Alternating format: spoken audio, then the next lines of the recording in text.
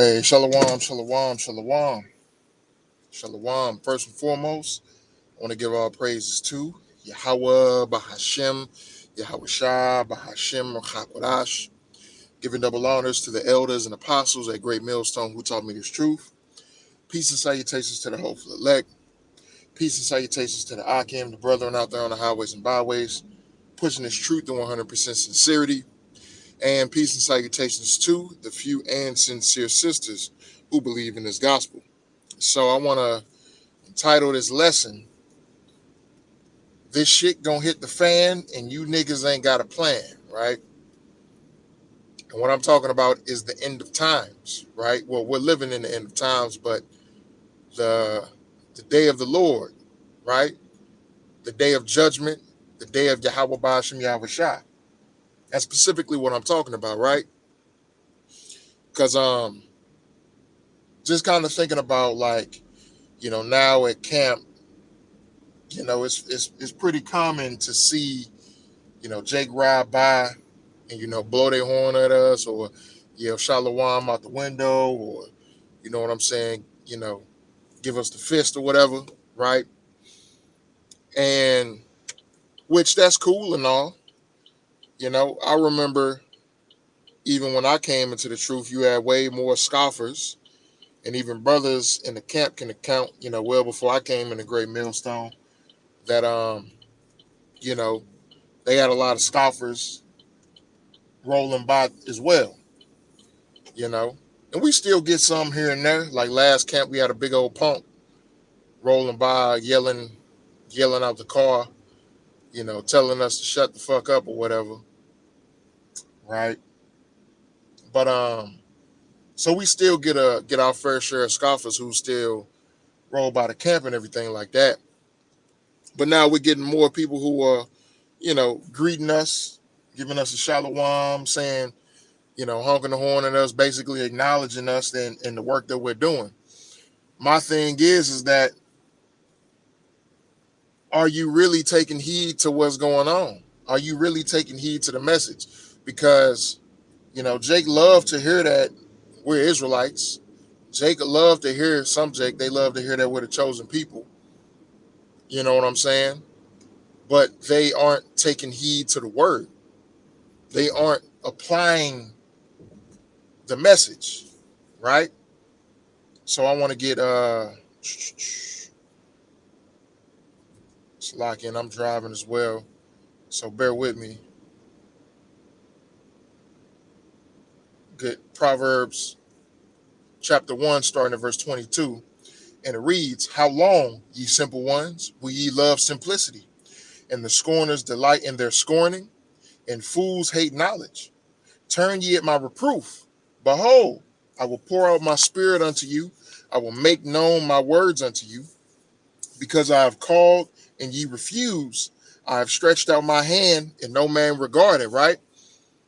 Just because you see us out there on the streets and you acknowledge the brothers, you know what I'm saying? And, you give us a honk, you might yell shalom out the window or whatever. Just because you do that, if you're not applying the word, if you're not applying the message into your everyday life, all that really don't mean nothing. You know what I'm saying? Yeah, you can yell shalom out to the prophets and that's cool. But if you ain't doing this work for yourself, it really don't mean nothing. And if you don't take heed, you're still a fool. If you hear this word and you don't take heed, you might believe a little bit, but if you don't take heed, you're still a fool. You still have to take heed to the full message, right? Not just the sweet. You got to listen to the bitter. You got to take in the bitter as well, right? But Jake just want to take in the sweet. Jake just want to hear that we're Israelites. Jake just want to hear that we're the chosen people. Hey, some Jake even want to hear that, hey, we're going to put Esau in captivity. And we're going to fuck Esau and the heathen nations up. That's the sweet part to Jake as well. That's sweet to us. You know what I'm saying? At the same time, though, are you taking heed to the the part of the message that there's a 2/3? Are you taking heed, Salakia?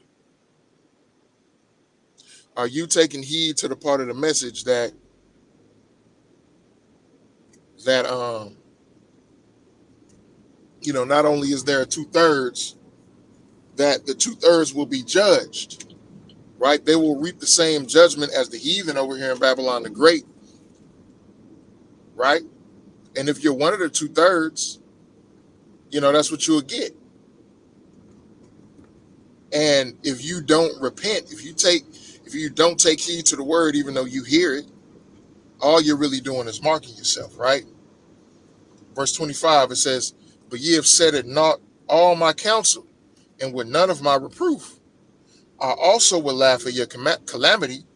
I will mock when your fear cometh. When your fear cometh as desolation, and your destruction cometh as a whirlwind, when distress and anguish cometh upon you, then shall they call upon me, but I will not answer. They shall seek me early, but they shall not find me. Fear that they hated knowledge, and did not choose the fear of the Lord. They were none of my counsel, and they despised all my reproof. Therefore they shall eat of the fruit of their own way, and be filled with their own devices. For the turning away of the simple shall slay them, and the prosperity of fools shall destroy them. But whoso hearkeneth unto me shall dwell safely, and be quiet from fear of evil." Right? So if you don't hearken unto the words, you don't hearken unto the message, all that acknowledging the prophets, acknowledging the men of the Lord, saying that we got a good work, selling us shalom and everything, that don't mean nothing. Right? That don't mean nothing. The brother Arad, he tells us all the time, people know who we are. People know who we are, right? On the camp page, we get comments on the comment board sometimes of people asking questions. People, you know, may say that hey, I'm in St. Louis, I see y'all downtown and everything like that, right? Again, what are you doing though? What are you doing that is, taking heed to this message? As the scriptures say, you know, they come near me with their lips, but their hearts are far from me. Right? Let me get that one.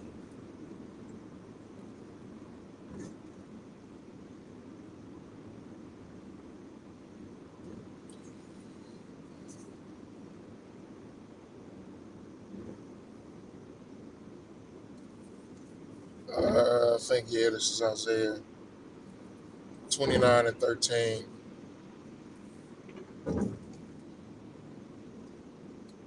And it reads, it says, "Wherefore the Lord said, for as much as this people draw near me with their mouth and with their lips do honor me, but have removed their heart far from me, and their fear toward me is taught by the precept of men."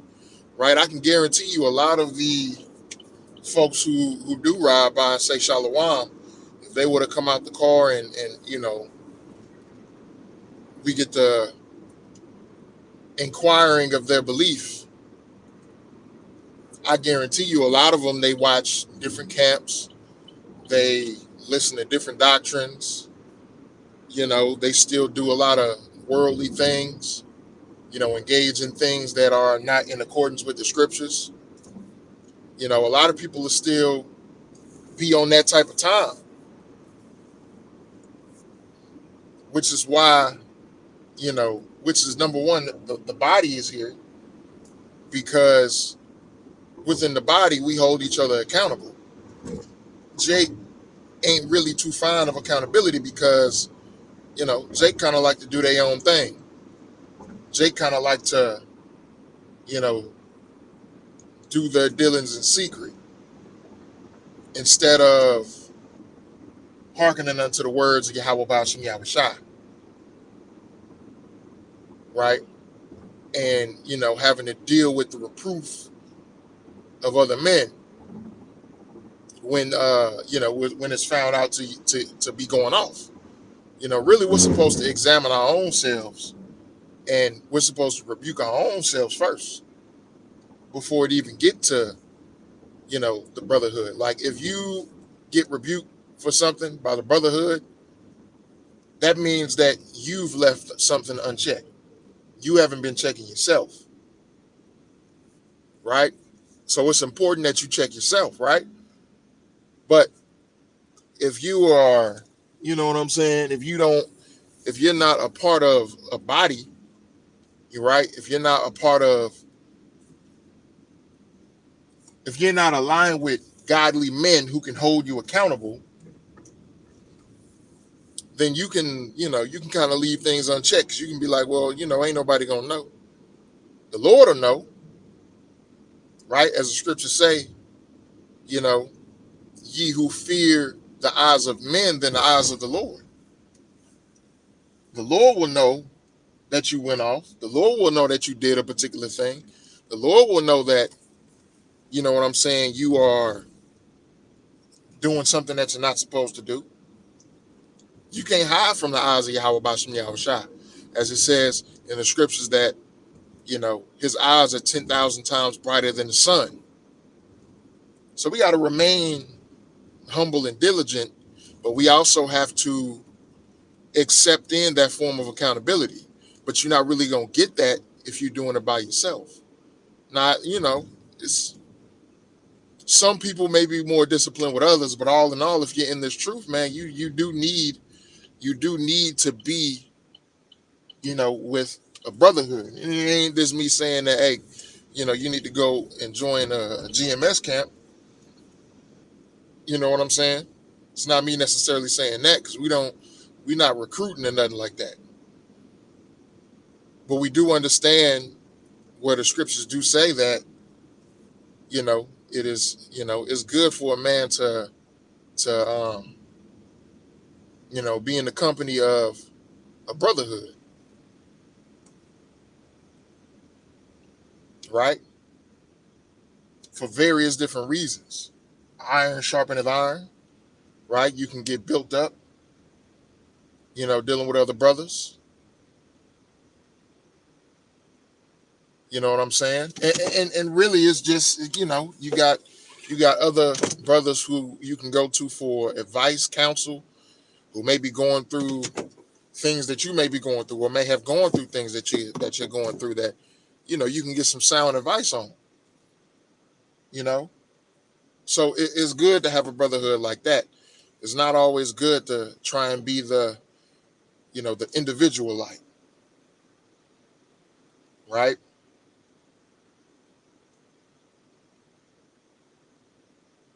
So again, if you're not taking heed and you're not hearkening unto the message, man, you really don't have a plan for what is about to go down. See, our plan is what? Our plan is faith.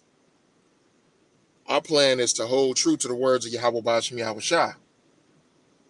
Our plan is to continue on in the ministry. Our plan, it's lucky. Our plan is to continue on in the ministry. That's what our plan is, right? Until the Lord takes us out the streets. And brothers may be around each other, brothers may not be. Either way, we got to continue on in faith, right? So I'm here at my destination. So with that, man, I'm gonna give all praises to Yahweh, Bahashem, Yahweh Shai, Bahashem, Chakwadash. Lord willing, this video lesson was edifying. And until next time, Shalom.